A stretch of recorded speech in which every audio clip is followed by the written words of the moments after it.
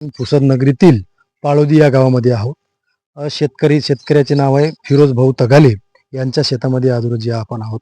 यांच्या शेतामध्ये आपण बघत आहात बापना 111 पांढऱ्या फुलाचे संशोधित वाण.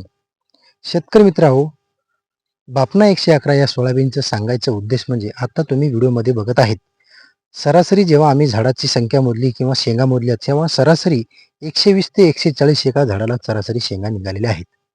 शेतकरी मित्रांनो, झाडाची एक समान चांगली वाढ, साधारणतः 2 ते 3 फवारे झालेले आहे आणि साधारणतः 2 ते 3 फवारे होऊन शेतकरी मित्रांनो, शेतकऱ्यांनी ही बियाणे टोकन पद्धतीने लागवड केलेली आहे. एकरी बियाणे हे 13 ते 14 किलो एकरी बियाणे लागवड आहेत.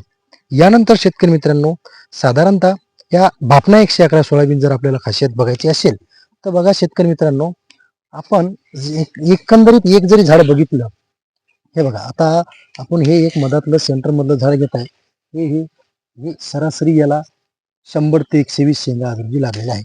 या झाडाची खासियत म्हणजे शेतकरी मित्रांनो, आपण काही झाडातली काही शेंगामधली दाणे काढले, हे टपोर असे दाणे आहे.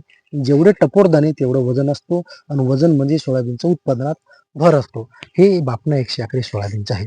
या बापना 111 सोयाबीनला आपण एक जबरदस्त असं वाक्य देऊ, काय ते बापना 111 सोयाबीन, काय त्याचे झाड, काय त्याचे शेंगा, काय त्याचे दाणे, एकदम ओके ओके ओके.